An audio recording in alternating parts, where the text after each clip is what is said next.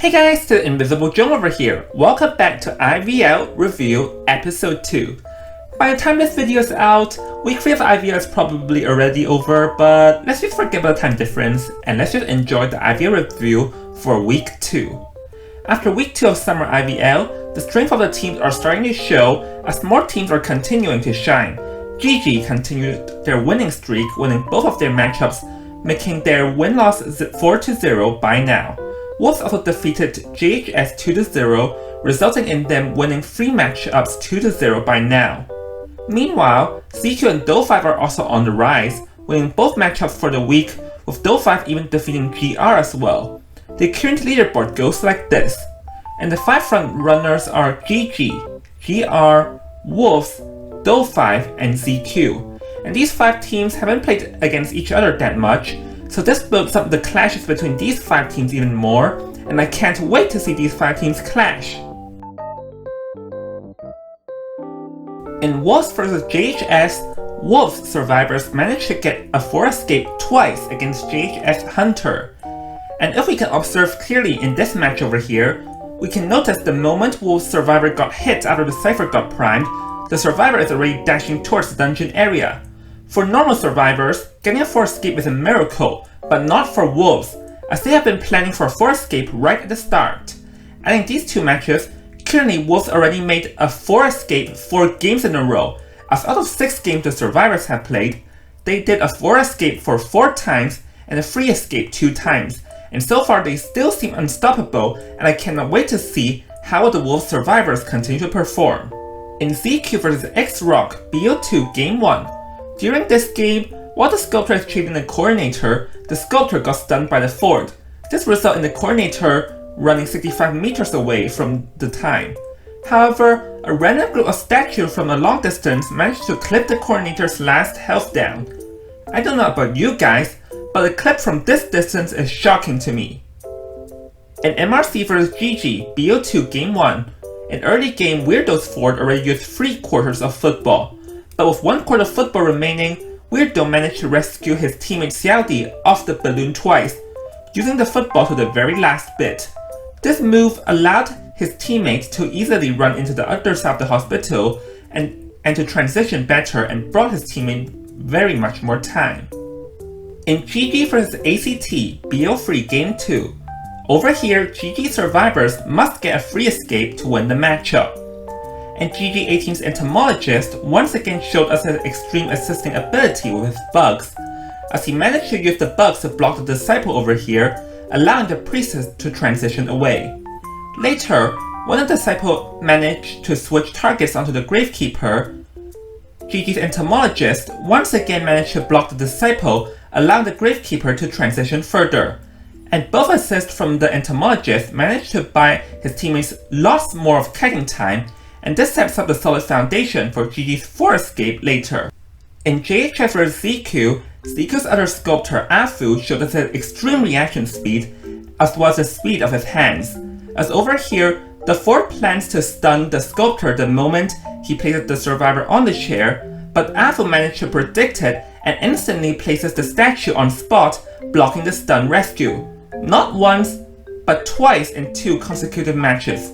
Seeing how fast his reaction and his hand speed are, I can only envy it, as if I try to have that kind of speed, this would take me to be single for 10 years to train it. In GG vs MRC, PBCI managed to get a 4K with the breaking wheel at BO1 after having a decent early game. After having a decent early game, he utilized it by controlling the field massively late game, preventing the survivors from decoding the ciphers. By now, this is the second 4 kill he got with the breaking wheel, solidifying one thing: breaking wheel is strong. Anyways, in GG for the MRC, let's take a look at the events over here.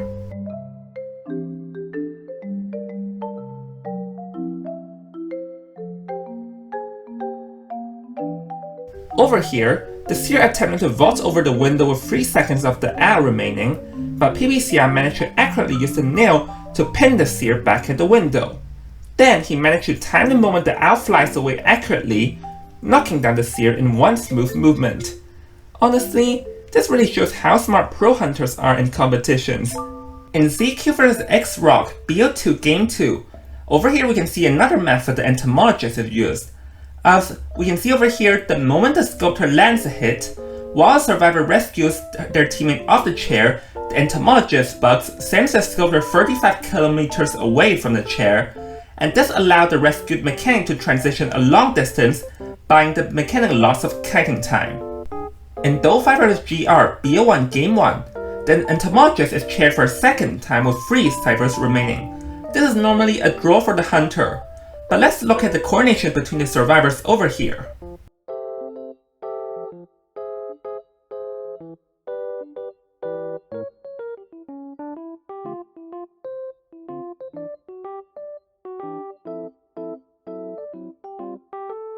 The fourth stuns the sculptor so the entomologist can transfer through the 2 portals at the church to the other side of the building. And later the entomologist managed to run to the priest's long portal and dash through it. As a result, this forces the sculptor to change target. And the time bot over here is critical, as this is what allows Do5 survivor to turn from a draw to a free escape. So now, I'll tell you about the inspirational story from IVL. For MRC's main hunter, XC, has been struggling to keep up with the meta. In BO3 Game 2, MRC survivors must get a 4 escape in order to bring the game to a BO4. Being pushed into the edge of the cliff, this forces MRC survivors to make drastic measures.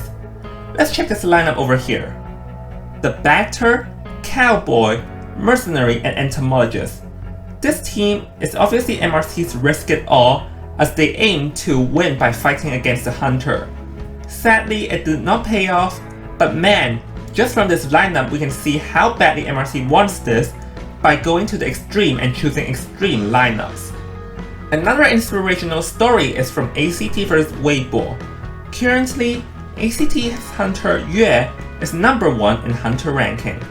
However, his performance in IVL is mediocre, and currently ACT lost 3 games with 0 wins, and this makes lots of people question him.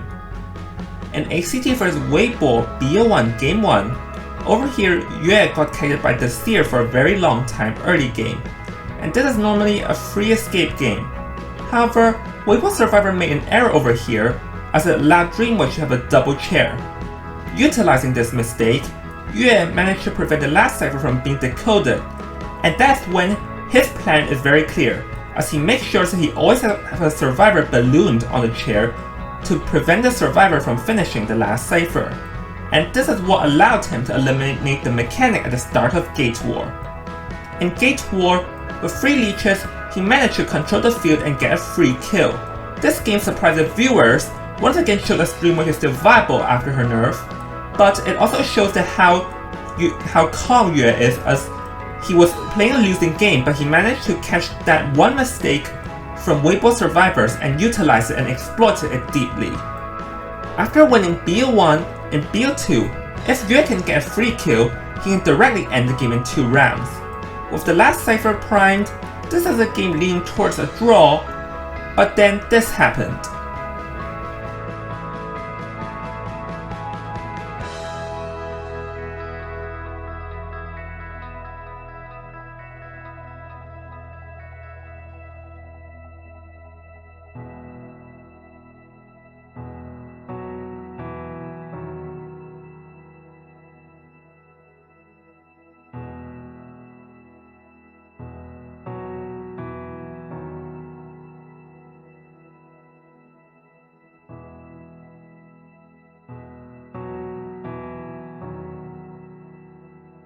Let's recap over here. Yue managed to do the hit stun technique, where the hit is registered before the stun. This allowed him to get 2 hits on the mercenary before he rescues. This also means the last cipher cannot be completed before the mercenary gets to half health. So up to this point over here, mercenary is still in full health, and if the survivor chooses to finish the last cipher, the mercenary will still go down with borrowed time. So this is why the survivors have to wait for the mercenary to go down to half health to complete the last cipher. Knowing this, Yue blinked to instantly snipe down the mechanic, as he knew the survivors cannot complete the last cipher over here. And over here, with him managing to stun both survivors, he instantly managed to bring both survivors down over here, bringing his team to victory, ending the game in a 4-kill. Honestly, this blink is very ballsy from him, but you know what they say? A pro hunter never hesitates at their decision. However, just to be clear, the decision from Weibo survivors here is questionable, which gets us to... Also the same match between ACT and Weibo. Weibo survivors have made some questionable decisions in this moment. Over here, the mercenary attempts to forcefully heal the mechanic, but this is a huge mistake because Disciple's cats can instantly stun the mercenary. You can try to force heal against other hunters, but never against a Disciple. And this allowed the Disciple to pick the mechanic up. Furthermore, the timing of popping the last cipher is debatable, as what the Weibo survivors were aiming over here is to take the last cipher the moment Disciple splits her cat. Because in the split second when Disciple splits her cat, she cannot do any actions. However, that decision backfired on them, as the Disciple instantly splits her cats. Over here, the correct decision is to take the last cipher the moment Mercenary reaches half health, over here, like right at this moment. Because from this distance, the Disciple won't be able to pick up the mechanic in time. Even if the Disciple managed to pick up the mechanic, the end result would still be better than 2 people going down instantly at the start of the tension.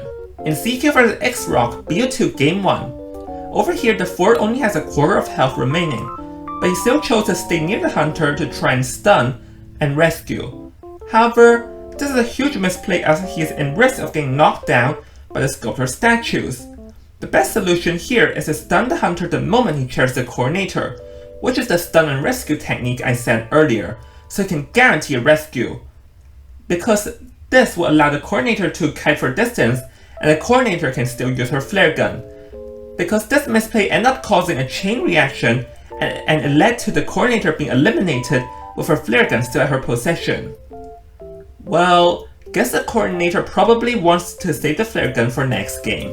In Dovai vs Weibo, well, just look at the screen over here.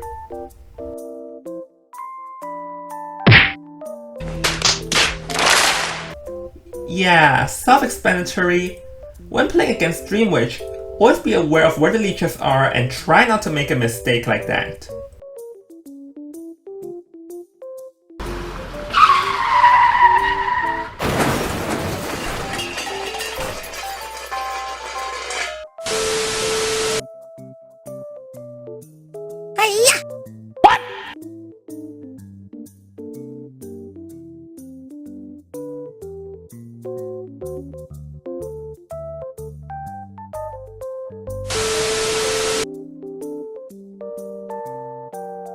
Now, onto my recap for last week. Out of 9 matches, I guessed 6 correctly. And looking back, it seems I have too little faith in Do5, but a bit ironic how I cursed Weibo twice. And looking back, so far I've already cursed Weibo for 3 times. It seems I have the ability to lead Weibo to lose. Maybe I should learn how to curse 9 out of the 10 teams so my favorite team can win and I can control the result. Well, just maybe. Anyways, my prediction for this week's matches goes like this. The highlights for this week are Do5 vs GG and Wolves vs GR, where the strong teams would collide. Furthermore, currently Do5 and GG have not dropped a single match, so seeing these 2 teams clash would be interesting. Also, MRC and Weibo currently have no wins, meaning they would put everything on the table to win and to gain their first victory, and I'm excited to watch as well. Anyways guys, thank you guys for watching this series. If you enjoyed this series, please like and comment, and subscribe if you want to see more of this IVL review series, and you want to see more videos from me. Anyways guys, this is Invisible Joan. I'll see you all in the next video. See ya!